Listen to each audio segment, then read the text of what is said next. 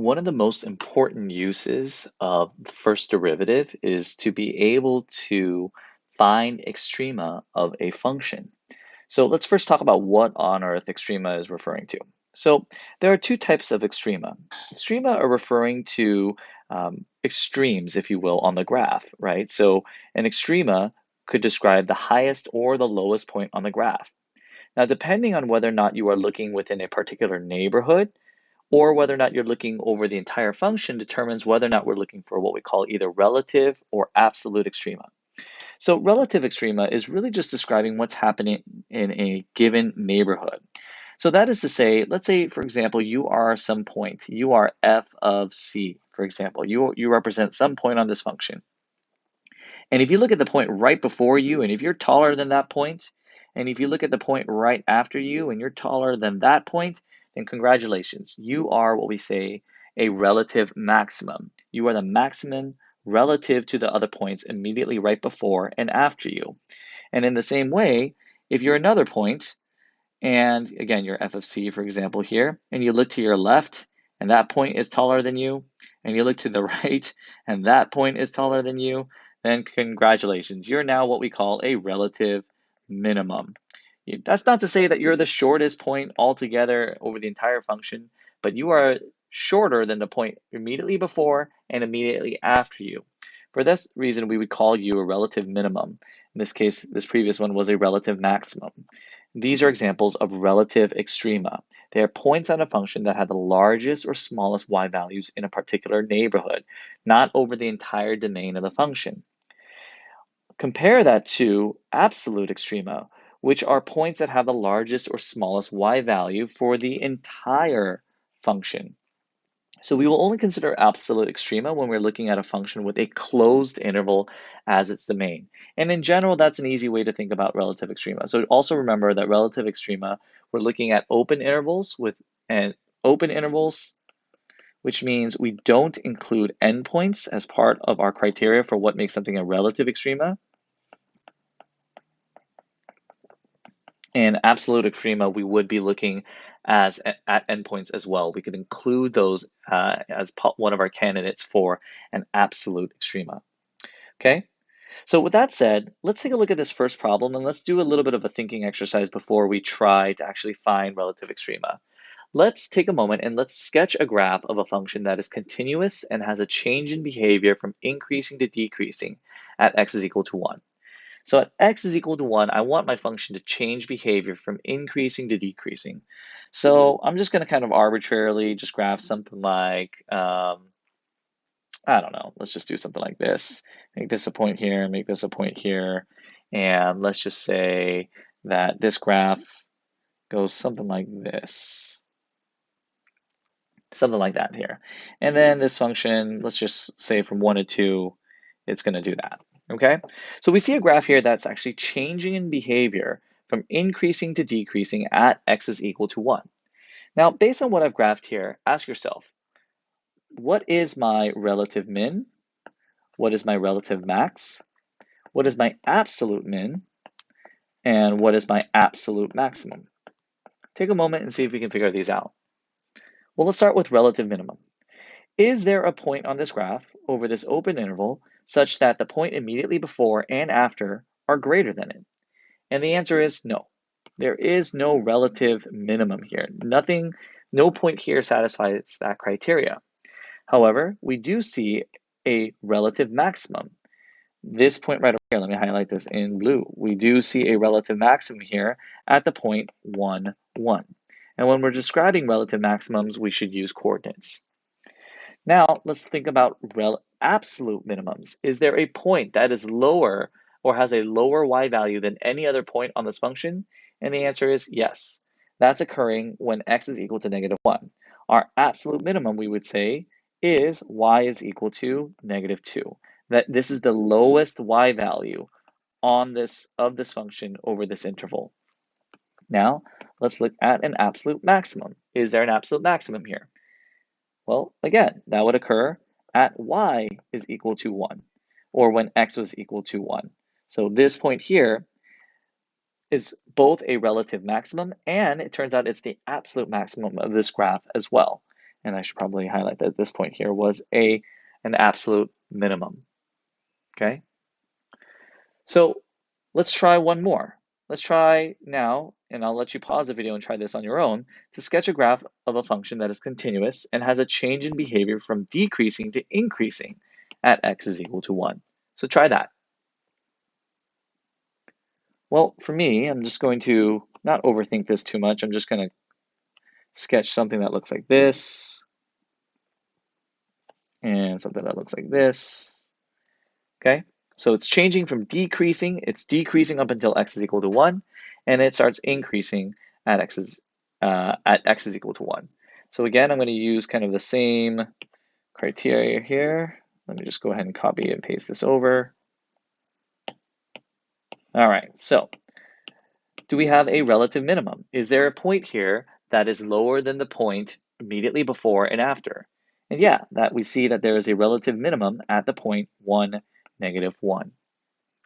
Is there a relative maximum where the opposite of that is true, that it's immediately greater than the points immediately before and after? And the answer is no. There is no relative maximum here. Is there an absolute minimum? Well, yeah, our absolute minimum occurs here at y is equal to -1. This is my lowest y value on this domain, or this defined domain. What about our absolute maximum? Well, we can include our endpoint here, and we can say y is equal to +2 as an absolute maximum. So again, remember, we can include endpoints as our absolute extrema, but not include endpoints for our relative extrema. All right, so now that we're pretty familiar now with what an extrema is, we're going to actually use the derivative to find extrema. And keep in mind that for quadratic functions in the past, we've been able to find relative mins and relative maximums, or I should say the vertex of a quadratic, for example, without having to use calculus. But we want to kind of expand our tool belt, if you will, and be able to use the derivative, the first derivative, to find extrema of all sorts of different kinds of functions. So what do we need to keep in mind as we are doing this? Well, first off, we need to make sure that we understand very fundamentally that extrema occur at changes in behavior of a function. So extrema is going to happen when a function is changing behavior from increasing to decreasing, or possibly from constant to decreasing, and so on. Well, when does a function change behavior? Well, to start with that, you want to think about what would make a function so that it is increasing. We know that a function is increasing when it has a positive slope for its tangent line. And a function is decreasing. So let me highlight that. A function is increasing when it has a positive slope for its tangent line. And it is decreasing when it has a negative slope for its tangent line. And what do we use to determine the slope of the tangent line of a function? Well, the derivative. So what it boils down to is when our derivative changes signs. When our derivative changes signs from positive to negative, we have a change in that function's behavior. Does a function have to be differentiable to have a relative minimum or maximum? No, not necessarily. All you need to do, well, let me not say not necessarily, we'll just say no. That is not a requirement for a function to have a relative minimum or maximum. What's an example of that? Well, you can say example number 2 up above, or even something as simple as f of x is equal to the absolute value of x. A graph that would look something like this. We see that this graph here, the absolute value of x, has a sharp turn at x is equal to 0. Therefore, it's not differentiable there. That's not a great absolute value function, but you get the idea. It's not differentiable there, but it still has a relative minimum here at x is equal to 0. So now that we understand that extrema occurs at changes in behavior, our goal then is to find those candidates for extrema, which we call critical numbers. When could a function change behavior? Well, again, when a function changes signs, and in order for a function, or a function's derivative, I should say, when f prime of x changes signs, and in order for a derivative to change signs, it's got to hit 0 at some point. So we would say that our critical numbers happen at x values that are defined on our function. It's got to be first defined on the function, and f prime of x is equal to 0, or f prime of x is undefined. Okay? So we're looking at places where the function could change behavior. Now, a couple notes that I should highlight here. There are often times also where you might want to look at the domain restrictions. In fact, this might be the first thing that you want to do, is to look at the domain restrictions of a function, things like holes or vertical asymptotes, because your function could actually still change signs there, okay? So this is important for us to note. These would not necessarily be places where we would have relative extrema. I shouldn't say necessarily. A vertical asymptote, for example, could not be a relative max or min. But we still want to keep track of these because we could still see a sign change for our derivative. Our function could still change its behavior at a vertical asymptote from increasing to decreasing. So we want to know where these are, although they may not be candidates for relative extrema. So the domain restrictions, so I'm gonna write that. So I'll write this. Don't write domain restrictions as critical numbers, right? Because they can't actually be potential extrema, but we still want to graph them on our number line, which I'll talk about in just a moment. So if you read through the rest of the directions here, we see we'll then want to find the zeros and domain restrictions that only apply to f prime of x, place these critical numbers on a number line, and then we're going to test the sign. We're going to see, are we changing from positive to negative? And with that information, we're going to be able to describe the intervals and find any relative maximums and relative minimums. So let's just focus on finding relative extrema first. So with that all being said, if hopefully you've had a moment to either screenshot that or write that down, let's try this first problem here. Okay, let's use the first derivative test to find all relative extrema of this function here.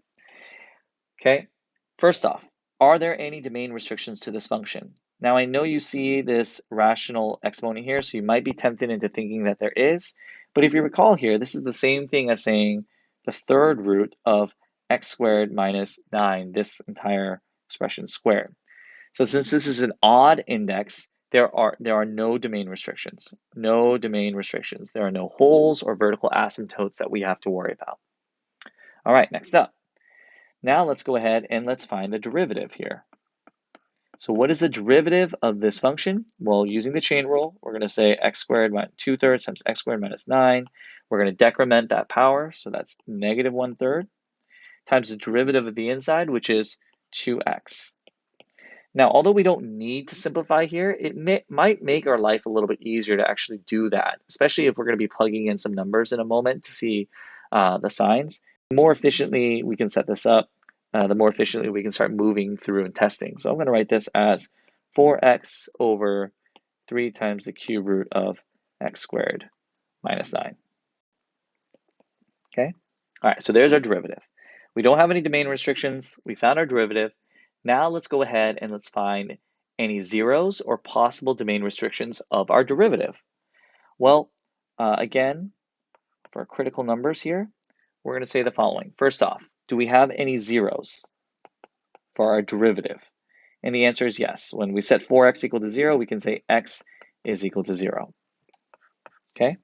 Do we have any domain restrictions for our derivative? Any places where the derivative is undefined? Well, yeah.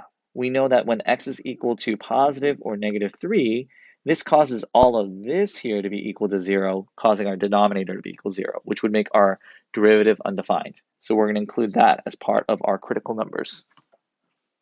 Okay, so now that we have all that, let's go ahead and let's graph our number line. Let's place all of our critical numbers on our number line. Okay, so we're going to say negative 3, positive 3, and also 0. Okay. And now we're going to go through and we're going to plug in a number from each one of these intervals here and see, is our derivative positive or negative in each of these intervals? And if so, if there is a sign change, then we know that there's a change in behavior, which would then indicate we have a relative extrema.